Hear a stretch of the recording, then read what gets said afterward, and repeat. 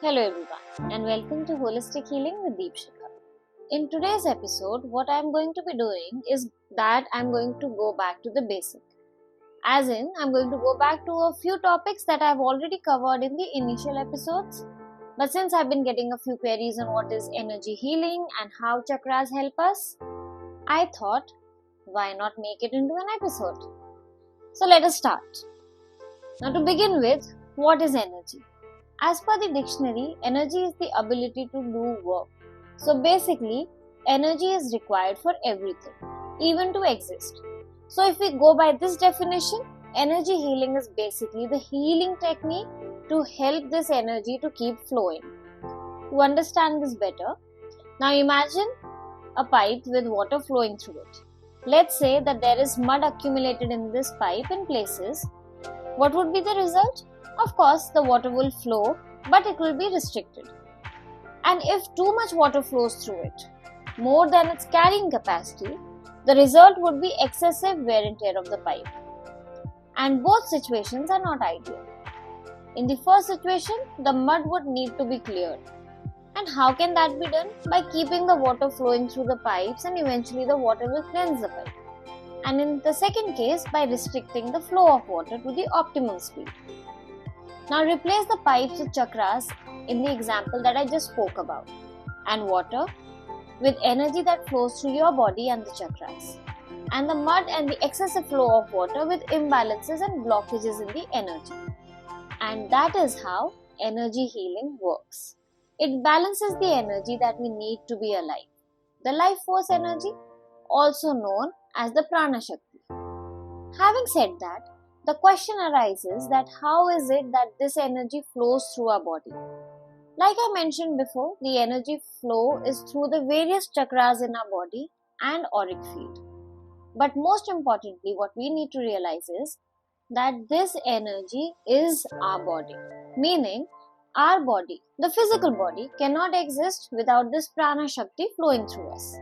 If you search online, you will find that it is believed that there are 108 chakras in the human body and its auric field. Some sources also mention 114. To tell you the truth, I am not really sure. But what I do know is about the 7 chakras that I have come across in my healing work. So these are the chakras that I am going to be talking about today. What are chakras? The concept of chakras comes from ancient Indian traditions, particularly yoga and Ayurveda.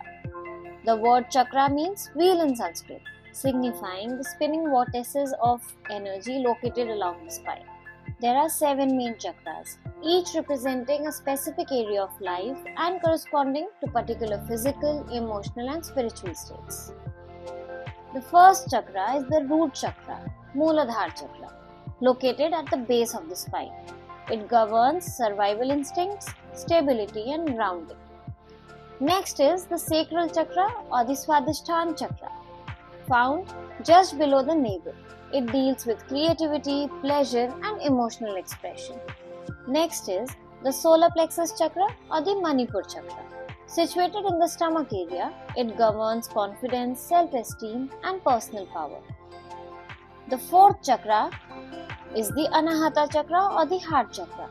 Located in the chest, it represents love, compassion and relationships. The fifth chakra is the throat chakra or the Visuddha chakra. Found at the throat, it controls communication, self-expression and truth. Next is the third eye chakra or the Amnya chakra. Situated between the eyebrows, it influences intuition, insight and mental clarity. And the last chakra or the 7th chakra is the crown chakra, which is also known as the Sahasrara chakra. Located at the top of the head, it connects us to higher consciousness and spiritual awareness. Now there is a lot about the chakras, and this is just to give you an idea about them.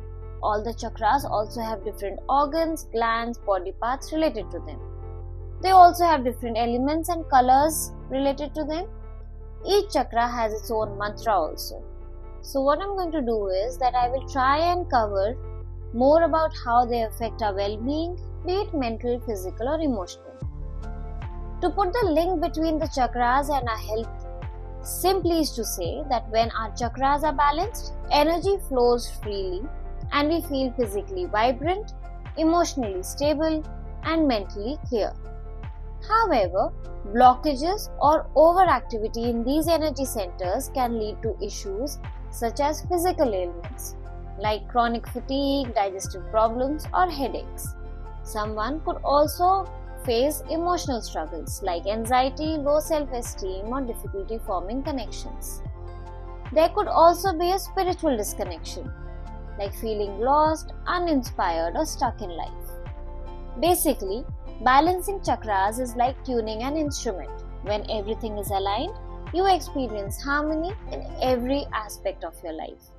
So the imbalances in the chakras are identifiable. Obviously, there will be signs. We just have to stop long enough to see them. For example, feelings of insecurity, financial instability, or chronic back pain can mean imbalances in the root chakra. Difficulty enjoying life, creative blocks, or lower abdomen pain are indicative of imbalances in the sacral chakra. Imbalance in solar plexus chakra can lead to low self-confidence, lack of motivation, or digestive issues. Similarly, imbalances in heart chakra can mean trouble forgiving, emotional numbness, or heart-related ailments. When our throat chakra is imbalanced, we may face struggle in expressing ourselves or may even have frequent throat infections. Third eye chakra imbalance brings lack of clarity, poor decision making, or migraines. And crown chakra could lead to feeling disconnected from life or chronic loneliness. So, if any of these resonate with you, your body might be signaling that it's time for some energy alignment. Now that we know what energy imbalance can look or feel like, let me try and list some ways to balance the chakras. The first one is meditation. Sit quietly and focus on each chakra. Visualize its color, which is red for root chakra, orange for sacral chakra, yellow for solar plexus, green for heart, sky blue for throat, indigo for third eye, and a beautiful purple color for crown chakra. And then imagine it spinning smoothly. For the heart chakra, for instance, picture a green light radiating warmth and love. Next is yoga. There are different yoga poses that can help with chakra alignment. For example, the tree pose or mountain pose is good for grounding, which helps the root chakra. Hip opening poses like pigeon or butterfly help the sacral chakra. Boat pose or warrior pose are for confidence and are related to the solar plexus chakra. Camel or cobra pose is for opening the chest and hence helps the heart chakra. Fish pose or shoulder stand is good for the throat chakra and helps with communication. Child's pose helps calm the mind and is good for the third eye chakra. Headstand or lotus pose is good for connection, in turn helping the crown chakra. Okay, so what else? Yes, positive affirmations. Positive affirmations can help rewire your mind and energy. Some examples of affirmations related to each chakra are: I am safe and grounded for the root chakra. I embrace my creativity and joy for sacral chakra. I am confident and powerful for solar plexus chakra. I give and receive love freely for heart chakra. I speak my truth with clarity for throat chakra. I trust my intuition for third eye chakra. And lastly, for crown chakra, I am one with the universe. And then, of course, one of my favorites, crystals. Yes, crystals do help with alignment of our chakras. And I personally find them so fascinating that apart from now being a crystal healer, I have slowly built a stock of my own. So basically today I have more crystals than I have hands to wear them. And not just that, by now everyone in my life has been gifted one crystal or the other, be it a bracelet or an orgonite. But if you know me and I like you, chances are you are going to get a crystal as a gift from me soon. Different crystals help with different chakras, like hematite is good for grounding for the root chakra, or amethyst for the crown chakra. You can either wear the crystals on your body or place them near you during meditation or carry them with you throughout the day or have them on your office table. Let me tell you a secret. I even use them to cleanse my drinking water. Next is something that I found online and I found it to be very interesting. Though I haven't tried it yet, but I'm going to share what I read online. Diet. Example of food that helps with chakras. Red foods, beetroots, apples are good for the root chakra. Orange foods like carrots, oranges work for the sacral chakra. Yellow foods like banana, corn are good for solar plexus. Green foods like spinach, broccoli help with heart chakra. Blue foods like blueberries are good for the throat chakra. Purple foods like grapes, eggplants are good for your third eye chakra. White or violet fruit like coconut, mushroom can help with the crown chakra. So what happens when you start aligning your chakras is that you will start seeing very small changes in your being. Like physically, you may feel more energetic and resilient. Emotionally, you will develop better relationships, find it easier to manage stress, and feel a deeper sense of happiness. Spiritually, you will feel more connected to your purpose and the world around you. Of course, the benefits are not limited to just these. These small changes will eventually add up to profound positive shifts in your life. You may start to feel more confident, things may suddenly seem better aligned in your life, or you may notice that some important tasks that felt stuck are now getting completed without any difficulty. And of course, I can go on and on and on about it. But you get the idea. Balancing your chakras is a holistic journey that involves physical practices, emotional healing, and spiritual growth. Start small, be consistent, and trust the process. Over time, you'll notice how these simple practices transform your life. Thank you for tuning in to Holistic Healing with Deepshikha. If this episode resonated with you, don't forget to subscribe, share, and leave a review. Until next time, stay balanced and stay blessed. Before I end this episode, here's a small meditation for chakra alignment. And if you are not in a place to do it right now, you can always come back. I have purposely kept it in the end so that if you do not want to do this meditation, you can simply press end. But if you do try the meditation, please do get in touch to share your experience. And thank you so much for giving me this opportunity to guide you. And now we start with the meditation. Close your eyes and take a few deep breaths. Feel the air move into your lungs. As you exhale, release the stress or tensions in your muscles. Relax into a comfortable position.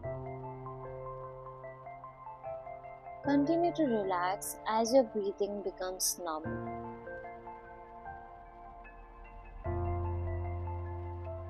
Now visualize a glowing white light entering the top of your head. As it flows down your body, try to imagine how it feels when this warm, loving light moves down your head and touches your third eye chakra. Now moving down onto your neck, your shoulders, further down to your chest and completely fills your heart chakra.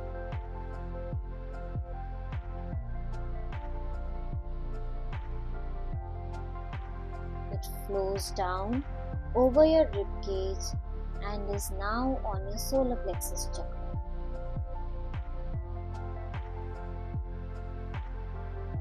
As it continues to flow, touching each chakra, each body part, each organ, it energizes it and aligns it.